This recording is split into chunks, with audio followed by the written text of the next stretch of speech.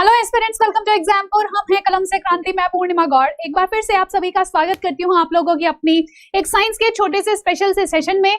और ये special session है, आप लोगों को यहाँ टॉपिक दिख ही रहा होगा कि जीएम सुअर का हृदय मानव में लगाया गया। मतलब क्या है कि एक जेनेटिकली मॉडिफाइड सुअर बनाया था, उसका हृदय मानव के अंदर ट्रांसप्लांट किया गया। क्या चीज है ये, इस प्रक्रिया को हम क्या कहते हैं, तो चलिए जरा जानते हैं। आप सभी को सुप्रभात।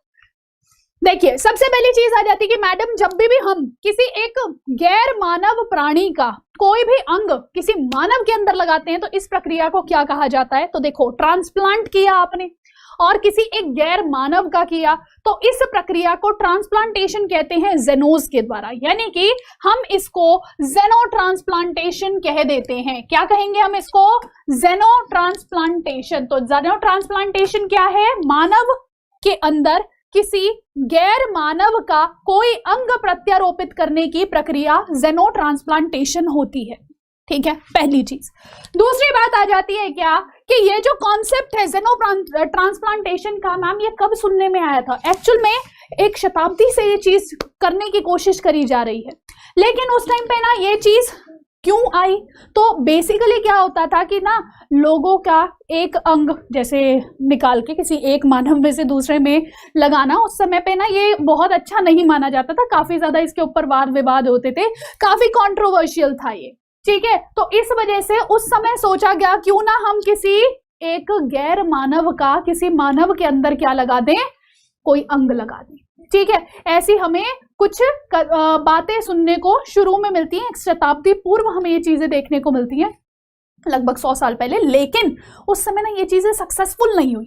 ठीक है, उस समय ये सब चीजें सक्सेसफुल नहीं हुई। क्यों नहीं हुई? सोचो, आपसे मैं एक सवाल पूछूं कि किसी एक इंसान का ब्लड ग्रुप है ए और उसको मैंने बी ब्लड ग्रुप का रक्त दे दिया, तो वहां पे इंसान के शरीर में रक्त के थक्के जमने शुरू हो जाते हैं।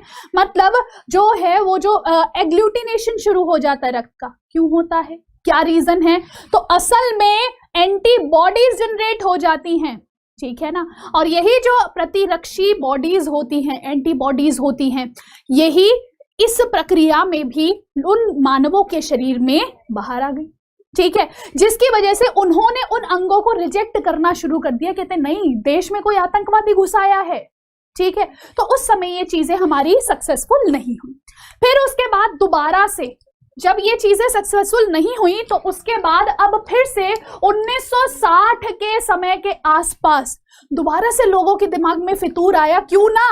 अब देखो क्या होता है, इतने सारे हमारे पास डोनर्स नहीं होते जो अंग अपना ट्रांसप्लांट अपना डोनेट करना चाहे, लेकिन जो रिक्वायरमेंट होती है ना लोगों की, वो ज्यादा होती है। जैसे अगर मैं काफी सारे लोगों की बात करूं तो बहुत सारे लोगों को ना किडनी की बड़ी समस्या रहती है, लेकिन डोनर्स इतने नहीं होते।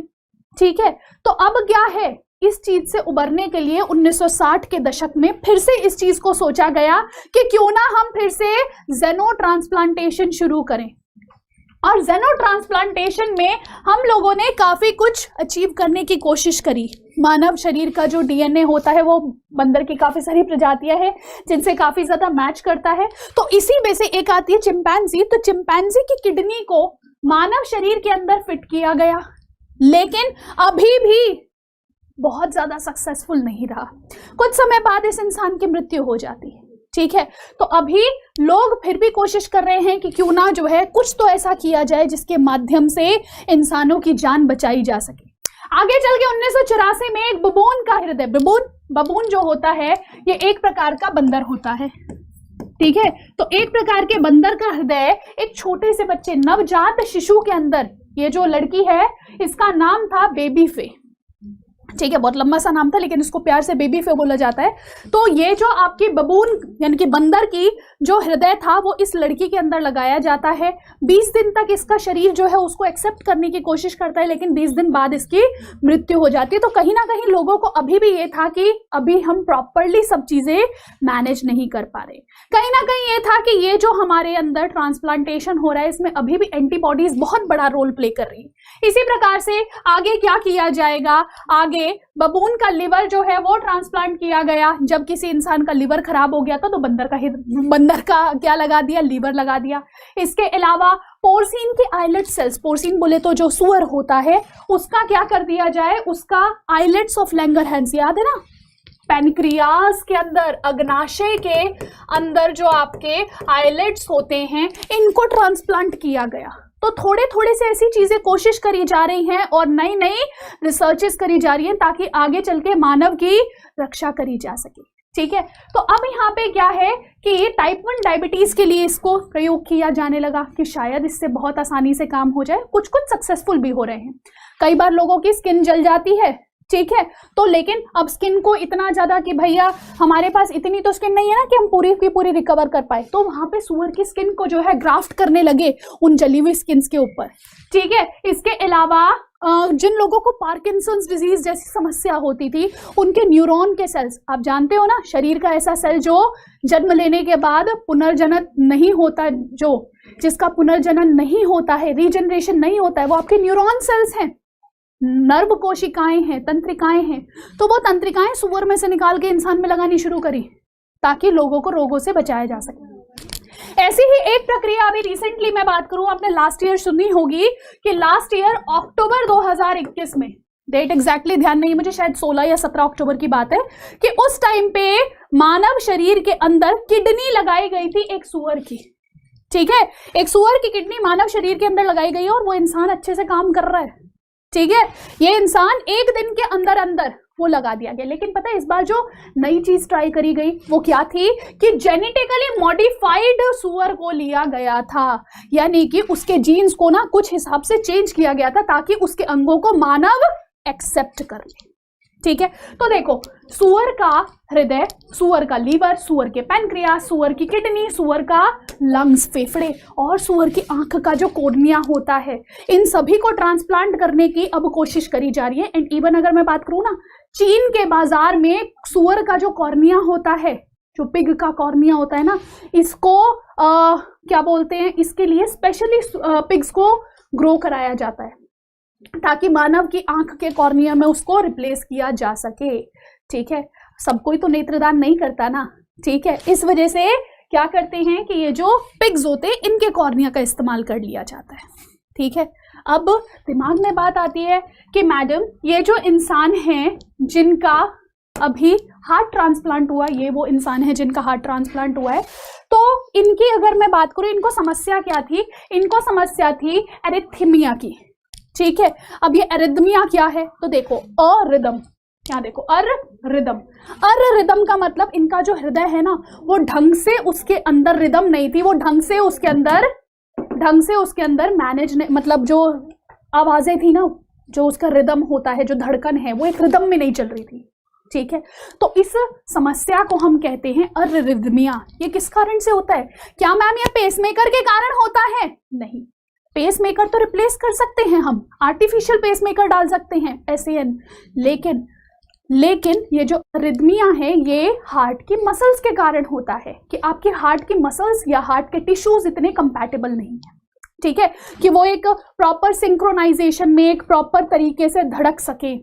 कभी वो बहुत ज्यादा तेज धड़कने लगते हैं या फिर किसी के अंदर वो बहुत धीमे धड़कने लगते हैं।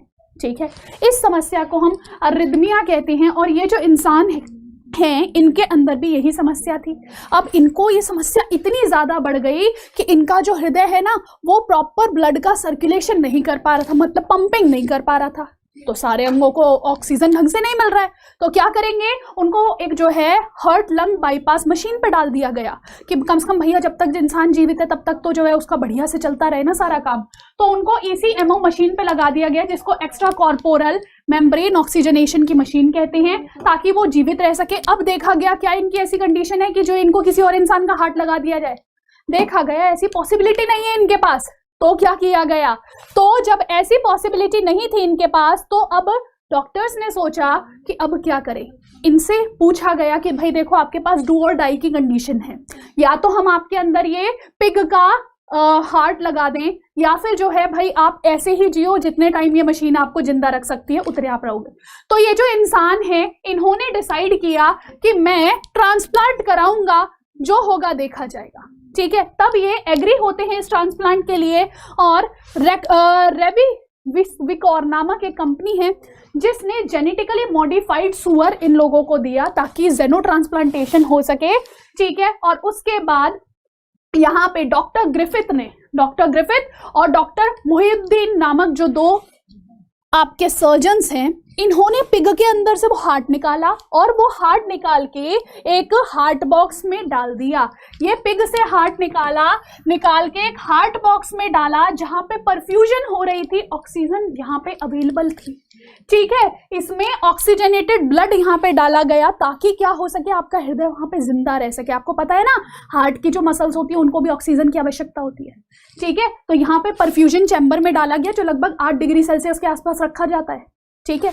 और यहाँ पे जब इसको रखा गया तो जब इंसान का, भाई वो जो इंसान है जिनका क्या बोलते हैं हार्ट ट्रांसप्लांट कराना है, तो उनके अंदर फिर उसको इंस्टॉल किया गया। अब बात आ जाती है कि मैडम ये जो इनका हृदय है, क्या नाम है, जो इंसान है जिनका अभी हार्ट ट्रांसप्लांट किया गया है, इनको क्यों वो वाली समस्याएं नहीं हुई कि इनकी बॉडी ने एंटीबॉडीज बनाई या फिर जो है रिजेक्ट कर दिया इनकी बॉडी ने कि जो है नहीं नहीं ये हार्ट तो कोई आतंकवादी है, ऐसा इनके साथ क्यों नहीं हुआ? तो देखो इसके 2 रीजन है।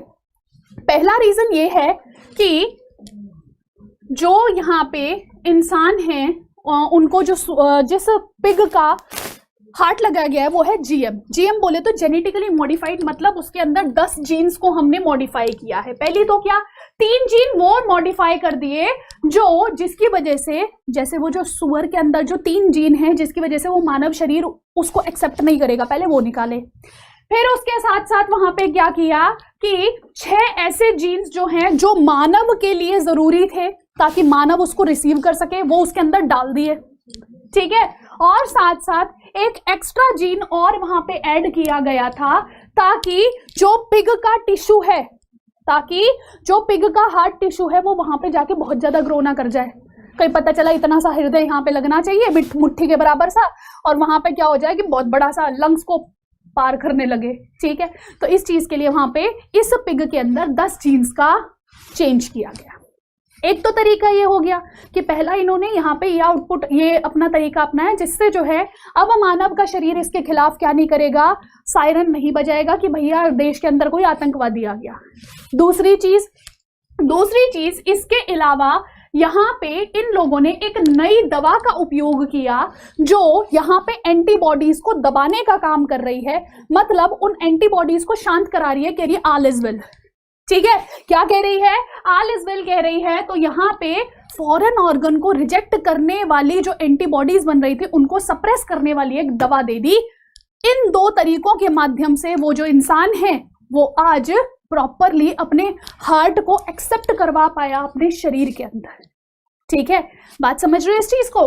तो अब यहाँ पे बात आ जाती है कि आई थिंक सो आपको ये समझ में आ गया होगा। अब बात आ जाती है मैम क्या ये जो प्रक्रिया है ये क्या हर समय अवेलेबल है? मान लीजिए आज मैम आपका हृदय खराब हो जाता है तो क्या आप चाहें तो आज ही डॉक्टर के पास जाके अपने हृदय के अंदर ये ट्रांसप्लांटेशन करा सकते हैं? किसी भी अन्य जीव का हृदय अपने अंदर लगवा सकते हैं? आप कहोगे नहीं मैम, एक्चुअल में यहाँ पे मेरे शरीर में भी अगर ट्रांसप्लांटेशन करना है तो भी, और जिस अन्य जीव का ट्रांसप्लांटेशन हृदय में करना है उन दोनों में ही काफ़ी सारे आपको चीज़ें डेवलप करानी पड़ेगी। वो जो जेनेटिकली मॉडिफाइड ऑर्गेनिज्म है उसको प्रॉपरली उस हिसाब का बनाना पड़ेगा, ठीक है।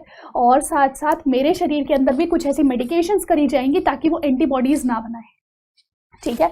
तो इस वजह से ये एनी टाइम अवेलेबल वाला आपका कॉन्सेप्ट नहीं है। तो आई जस्ट होप सो आपको ये समझ में आई होगी। इवन अगर मैं बात करूँ तो हमारी जो हिंदू माइथोलॉजी होती है उसके अंदर भी आपने कहीं ना कहीं सुना होगा कि कुछ ऐसे ट्रांसप्लांटेशंस हैं, जैसे आपने गणेश जी के बारे में सुना था, है ना। इसके अलावा एक अज भी थे। क्या आप लोगों को पता है अज कौन थे? अगर पता है नीचे कॉमेंट सेक्शन में बताना। साथ साथ मैं आप लोगों को हृदय अतालता यानी कि अरिथमिया के बारे में बता देती हूँ, यानी कि अरिथमिया के बारे में बता देती हूँ।